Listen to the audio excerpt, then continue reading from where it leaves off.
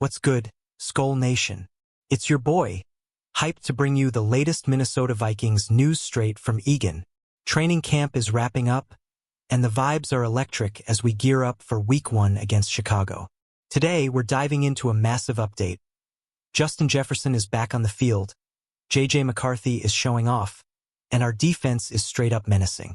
Can you feel the energy? Let's break it down with 3 observations from Monday's practice that have us buzzing with excitement. What's got you most hyped for the season? Drop it in the comments. First up, the king is back. Justin Jefferson, our all-pro wideout, returned to limited action on Monday for the first time since July 24th. And let me tell you, Skol Nation, the US Bank Stadium roof is about to blow off. He was out there in individual drills, looking smooth and ready to ramp up for that Monday night football clash against the Bears on September 8th. With JJ back, our offense is looking like a juggernaut. Can he carry us to another 1,000-yard season? You know he's got the sauce. But here's the kicker. While Jefferson's return is huge, the team's keeping it cautious. With training camp closed to fans and a lighter practice in helmets and shells, the Vikings are laser-focused on getting their starters ready without risking injuries. Most of our big dogs, including Jefferson, are expected to sit out the preseason finale against Tennessee on Friday. Smart move or too safe? Let me know what you think, Vikings fans. Alright, let's talk defense, because Josh Metellus is out here stealing the show. After a scary moment last Thursday when he landed awkwardly trying to bat down a Patriots Hail Mary, Metellus was back in full force on Monday. The dude was everywhere, snagging an interception off a tipped pass from Isaiah Rodgers that had McCarthy shook. Metellus also locked down receivers in coverage, showing why he's a cornerstone of Brian Flores' defense. Is he the most underrated safety in the NFL? Picture this. McCarthy zips a pass toward Lucky Jackson, but Rodgers gets a paw on it, and boom. Metellus swoops in like a hawk to pick it off along the sideline. That's the kind of play that gets you hyped for the regular season. The energy in that moment was pure chaos, and it's proof our secondary is ready to feast. Who's your favorite defensive playmaker right now? Sound off below. And let's not sleep on Blake Cashman, who also showed out with a slick interception over the middle, reading McCarthy like a book. With Jonathan Greenid crashing in for a would-be sack, our defense is looking like a pack of wolves. Are we building the next Purple People Eaters? Let's keep this momentum rolling. Now, let's shift to the quarterback room, because McCarthy is giving us reasons to believe. In 7-on-7 drills, our rookie QB was straight-up surgical, going 6-for-6 with completions to TJ Hawkinson, Jordan Addison, Josh Oliver, and Jordan Mason. That's right. Perfect. McCarthy's poise under pressure is unreal for a first-year guy. Is he ready to lead us to the promised land in 2025? But it wasn't all perfect.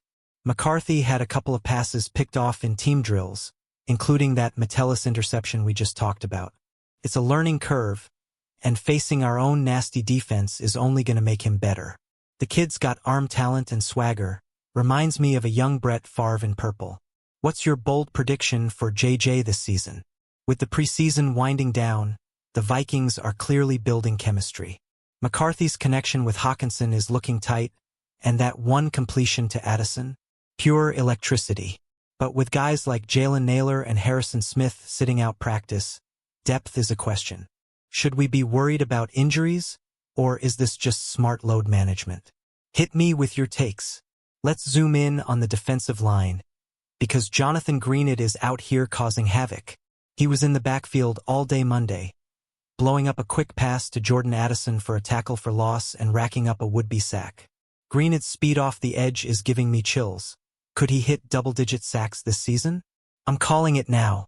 Javon Hargrave was no slouch either, with a pair of standout rushes that had the O-line scrambling.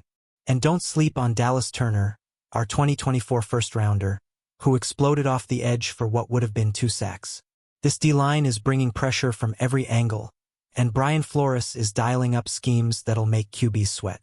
Who's the biggest X-factor on this defense? The best part? Our defense isn't just one-dimensional. They're attacking from all directions, mixing up blitzes and stunts like a chess grandmaster. This is the kind of chaos that could shut down even the best offenses in the NFC North. Are you as pumped as I am for this defensive front? Let's hear it. Time to talk O-line because Christian Darrisaw is anchoring that left side like a boss. He was out there stacking reps with the first team alongside Donovan Jackson, Ryan Kelly, Will Fries, and Brian O'Neill. This unit is starting to gel, but the Vikings aren't afraid to mix things up. They shuffled in Justin Skule at right tackle and Walter Rouse at left tackle to test different combos. Depth or concern? What's your read? The second group featured Blake Brandel at left guard, Michael Juergens at center, and Joe Huber at right guard. With injuries to guys like Jalen Nailor and C.J. Ham, the Vikings are making sure they've got options ready. A strong O-line is key to protecting McCarthy and opening lanes for Aaron Jones. Do we have the best line in the division? And let's give a shout-out to Vikings legend Chad Greenway, who stopped by practice with his family. That's the kind of purple pride that keeps this team's legacy alive. Seeing him on the sidelines had to fire up the squad. Which Vikings legend would you love to see at camp? Drop it in the comments. Speaking of injuries, let's address the elephant in the room.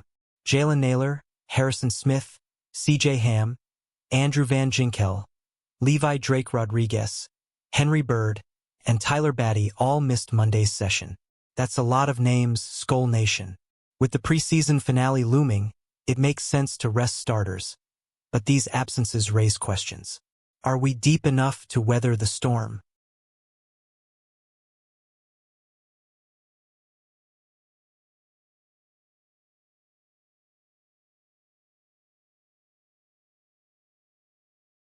The good news? Most of these guys are expected to be back for Week 1, and the Vikings are playing it safe to avoid any setbacks. Justin Jefferson's limited reps are a sign they're prioritizing health over rushing anyone back. But with Jordan Addison facing a 3-game suspension to start the season, per ESPN, we need our depth players to step up. Who's going to fill that WR2 role? This is where guys like Ty Felton and Miles Price come in. Felton caught both his targets for 32 yards in the preseason loss to the Patriots, while Price nearly broke an 81-yard kickoff return. These young guys are hungry. Can they rise to the occasion? Let's debate it in the comments. Let's circle back to Jefferson because you can't talk Vikings without talking about our WR1. His return to practice is a massive boost, but the team's keeping him on a pitch count. He's expected to ramp up this week, and per Vikings.com, he'll be reevaluated soon. If he's ready for Chicago, watch out. Justin Fields and the Bears won't know what hit him. Imagine this. McCarthy dropping back, Jefferson streaking down the sideline, and a 50-yard bomb lighting up Soldier Field. That's the kind of play that defines Vikings football. But with Rondale Moore out for the season with a knee injury, per NFLTradeRumors.co, our receiver depth is thin. Should we make a move for a guy like Odell Beckham Jr., as some are suggesting? Weigh in below. And let's not forget, Jefferson's presence off the field is just as big. He was spotted coaching up younger receivers while sidelined, per Fox 9 Minnesota. That's leadership, Skull Nation. How much does JJ's mentorship mean for this team's future? Let's talk about it. The defense isn't just making plays, they're making statements. Brian Flores' unit is looking like a nightmare for opposing QBs, with Metellus, Cashman, and Rodgers showing off their ball skills. Add in Greenid, Hargrave, and Turner, and this group could lead the league in takeaways. Are we sleeping on this defense? Flores himself got some love off the field, too. The U.S. Second Court of Appeals ruled his lawsuit against the NFL for racial discrimination in hiring can go to trial, per the Star Tribune. That's a big win for our defensive coordinator, and it's got to fire him up to keep this defense humming. How much does Flores' scheme change our outlook for 2025? The vibes in Egan are intense, and you can feel the team building towards something special. With joint practices against the Patriots showing McCarthy's growth and the defense's dominance, per The Athletic, we're seeing a squad that's ready to compete. Can this group take us back to the playoffs? I want your predictions. Let's talk about McCarthy's growth because this kid is special. He's learning from the best, even meeting with Tom Brady to talk prep, per Vikings.com. Going 6-for-6 in 7-on-7 drills is no fluke. He's got the tools to be our franchise QB. But with Sam Howell struggling in the preseason, per Vikings Wire, the backup QB race is wide open. Is Max Brosmer the dark horse here? Brosmer, the former Gophers QB, turned heads with 15 of 27 passing for 156 yards against the Patriots, despite an interception. Kevin O'Connell praised his decisiveness, per CBSSports.com, and Minnesota fans love a local story. Could Brosmer sneak onto the roster? Or do we need a veteran backup? Let's hear your QB2 takes. With the preseason winding down, the Vikings are 1-1 after a 20-12 loss to the Patriots, per ESPN. The focus now is on fine-tuning for Week 1. McCarthy's limited reps in the finale will give us one last look at his progress. But the real test comes in Chicago. Are you ready for Monday Night Football, Skol Nation? The O-line shuffle is another storyline to watch. Darisaw, O'Neal, and company are locking down the first team, but guys like Skule, Rouse, and Juergens are pushing for spots. Per Vikings.com, the team's testing different combos to build depth, which is critical with a rookie QB. Is our O-line ready to protect McCarthy? And let's give some love to the undrafted rookies making noise. Xavier Scott ran for 28 yards and caught 3 passes for 44 yards against the Patriots, per CBSSports.com, and he's climbing the depth chart. Gabriel Murphy and Bo Richter also got shout-outs from O'Connell for their hustle. Which UDFA is your favorite to make the roster? Skol Nation, we're on the cusp of something big, with Jefferson back, McCarthy dealing, and a defense that's straight up nasty.